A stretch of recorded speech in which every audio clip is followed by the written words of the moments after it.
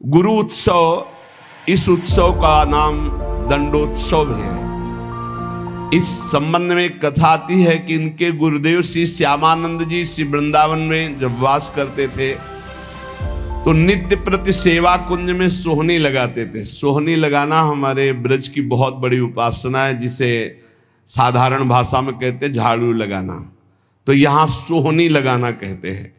तो रोज सेवा कुंज में सोहनी लगाते थे। सेवा कुंज में प्रिया प्रीतम नित्य विहार करते हैं तो इनको एक अपार सुख मिलता कि मेरे श्यामा श्याम यहाँ विहार करते, मुझे सोहनी सेवा का सौभाग्य मिला, मैं उनकी दासी हूं। बाहर वो सोहनी लगाते समय बड़े गौर से वो एक एक लता के नीचे एक एक चरण चिन्ह को देखते, कहीं प्रियालाल के चरण चिन्ह तो नहीं है, कहीं किसी लता के नीचे प्रियालाल विराजमान तो नहीं हुई। प्रियालाल के चरण चिन्हों के कभी कभी उनको दर्शन हो जाते तो बड़े भाव में मगन हो जाते।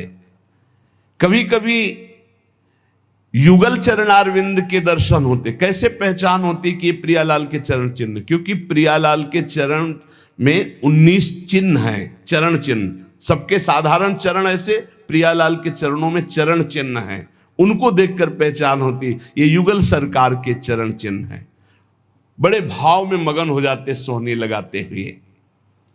सेवा कुंज में सोहनी सेवा करते। एक दिन प्रियाजू ने इन्हें दर्शन देने की इच्छा की। सेवा में बड़ी सामर्थ्य, इसीलिए कहते हैं कि वृंदावन में कहीं भी थोड़ी सोहनी लगा दोगे तो तुम्हारे भाग्य में सोहनी लग जाएगी, सब कूड़ा करकट अशुभ प्रारब्ध नष्ट हो जाएगा। श्री जी की इच्छा हुई दर्शन देने की, पर श्री जी सीधे दर्शन नहीं दे सकती। जब तक किसी सखी का कृपा प्रसाद नहीं प्राप्त होगा तो श्री जी इच्छा भी करेंगी तो दर्शन नहीं दे पाएंगे। इसलिए ये आचार्य रूपा सहचरियां, इनकी कृपा पहले प्राप्त होनी चाहिए, तब श्री जी के दर्शन होंगे। नहीं, श्री जी के दर्शन की एक मर्यादा है, बिना सखी के दर्शन के, बिना सखी अनुग्रह के श्री जी का दर्शन। इच्छा हुई श्री जी के दर्शन की तो डायरेक्ट आकर के दर्शन नहीं दिया। अनुग्रहमयी श्री जी ने पहले सखी की अनुकूलता हो, सखी दर्शन दे, तब दर्शन का विधान बने। एक दिन श्री जी ने जानबूझकर अपने श्री चरण का एक नूपुर छोड़ दिया सेवा कुंज में। अब प्रातः काल श्री श्यामानंद जी सोहनी लगाते थे तो जे ही लगाया तो देखा बड़ा कीमती अद्भुत नूपुर, बड़ा आनंद मिल रहा है। विचार किया किसी नवविवाहिता का होगा, ढूंढने आएगी, दे देंगे। तो अपने अचला की छोर में संत है, बांध कर अपने माथे पे रख के साफा बांध के सोहनी लगाने लगे।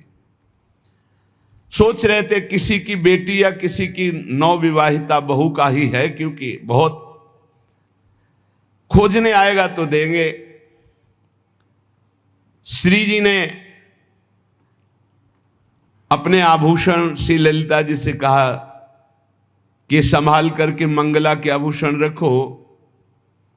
तो उनमें कहा, प्यारी जू आपके एक श्री चरण का नूपुर तो है ही नहीं। जानबूझ के श्री जी ने गिराया था, क्योंकि जब तक सखी कृपा नहीं होगी तब तक श्री जी दर्शन नहीं देंगे।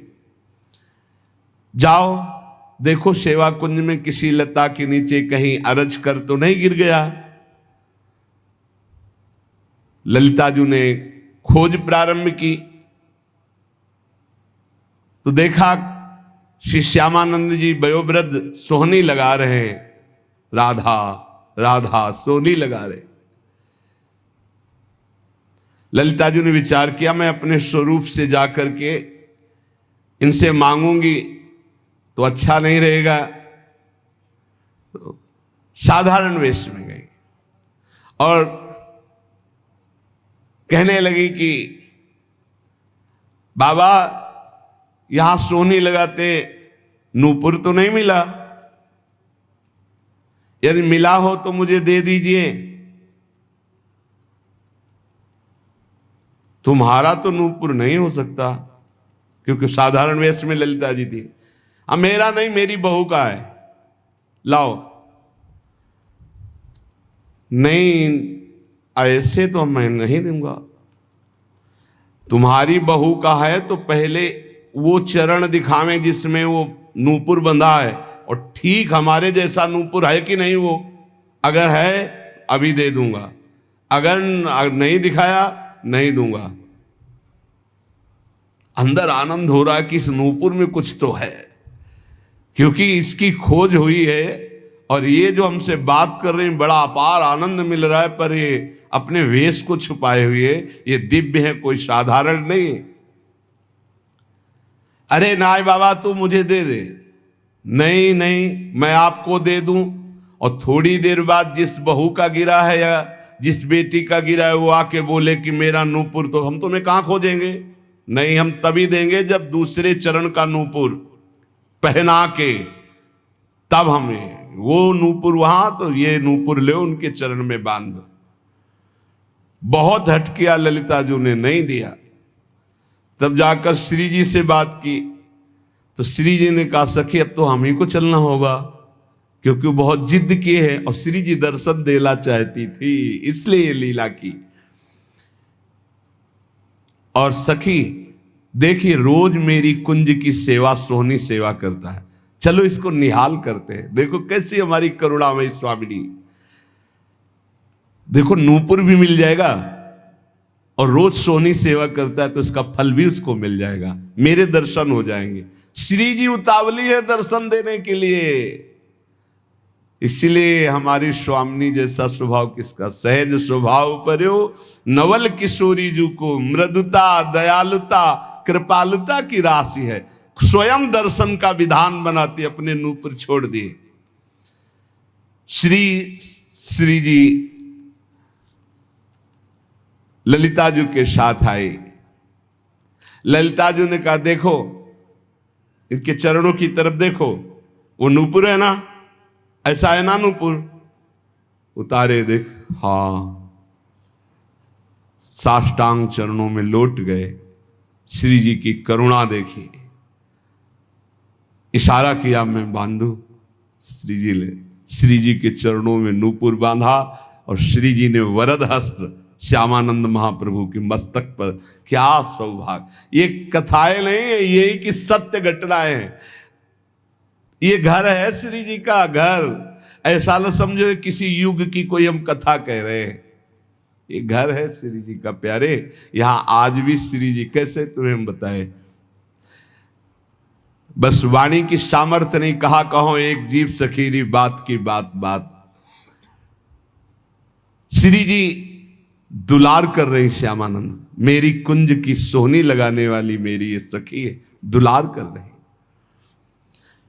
अपने कर कमल से श्री जी के अति दुर्लभ ब्रह्मेश्वरादि सुदरूह पदारविंद, उनमें नूपुर पहला रहे श्री श्यामानंद जी।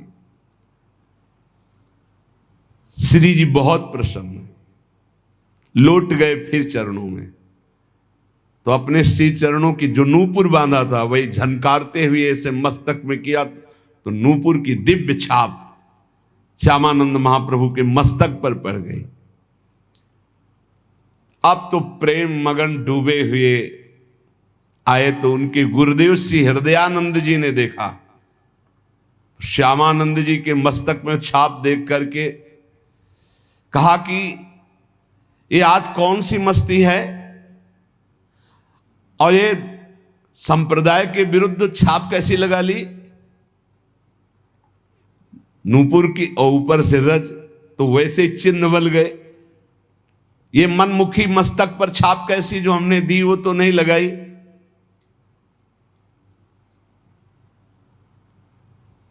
अब उन्होंने जानबूझकर थोड़ी, ये तो श्री जी का कृपा प्रसाद प्राप्त हुआ था। उन्होंने कहा कि ये मनमुखी छाप गुरुदेव नहीं है, ये इष्ट देव ने छाप लगाई है। डांट करके कहा नहीं नहीं, ऐसा लगता है, देखो ध्यान से समझने की बात है कि भला श्री जी ऐसे कैसे, देखो बड़े यहां रहस्य की बात है। यदि दैन्य होकर आप भगवत आराधना में हो तो गुरु को भी पता नहीं लग सकता, ऐसी शिष्य की ऊंचाई हो सकती है। शिष्य की ऐसी ऊंचाई हो सकती कि गुरु को भी पता नहीं लग सकता। ध्यान रखो, बड़ा विचित्र ये खेल है। दैन्यता से नाभाजी सेवा में लगे हैं, तो अग्रदेवाचार्य की जहां स्थिति मानसिक सेवा में, वहां वो तो विचार में लगे, वो पंखा से हटा दिया जो जहाज डूब रहा था सेवक का, उसको। कितना बड़ा महान ये बात है। शिष्य की मानसिक स्थिति गुरु को पता हो, ये कोई बड़ी बात नहीं, लेकिन गुरु की मानसिक स्थिति में शिष्य का प्रवेश हो जाना, ये बहुत बड़ी बात है। हृदयानंद जी ने सोचा ये बहाना बना रहा है, डांट कर का इसे शीघ्र धो डालो, जो आज्ञा। श्यामानंद जी ने बहुत धोया, रगड़ रगड़ के, छाप नहीं छूटी। श्री जी की लगाई हुई चिदानंद छाप कैसे छूट सकती। हृदयानंद जी ने तो यह अर्थ लगाया कि इन्होंने ठीक से धोया नहीं, अतः स्वयं बोले इधर आओ, और रगड़ रगड़ के इतना घसा कि मस्तक से रक्त निकलने लगा, पर छाप नहीं छूटी। तब वो सहम गए और कहा सत्य, श्री जी की छाप लगाई हुई है। तो उनका हाँ गुरुदेव। तो उनका धन्य है, तुम्हारा जीवन धन्य। विश्वास हो गया कि श्री जी ने तुम्हें स्वीकार कर लिया है।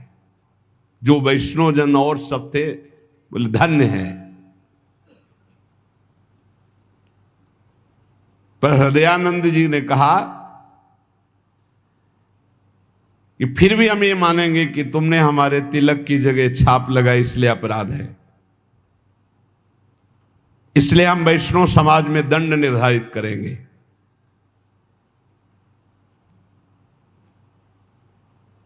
देखो, गुरुजनों की बड़ी विचित्र लीला होती, बड़ी विचित्र लीला होती। सब वैष्णव समाज के बीच में कह रहे मैं तुम्हें दंड दूंगा।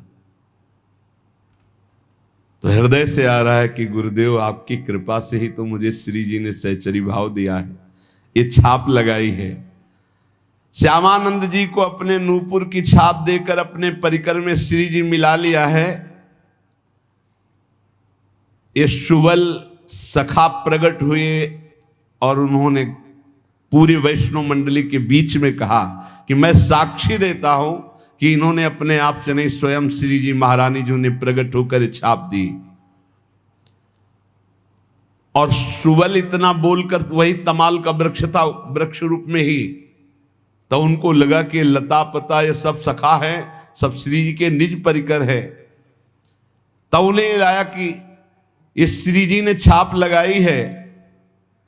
तत्काल दिव्य वाणी हुई, हृदयानंद जी अब तो विश्वास कर लो कि तुम्हारा शिष्य जहां तुम्हारी पहुंच नहीं वहां है, श्री जी के निज परिकर में मिल चुका है।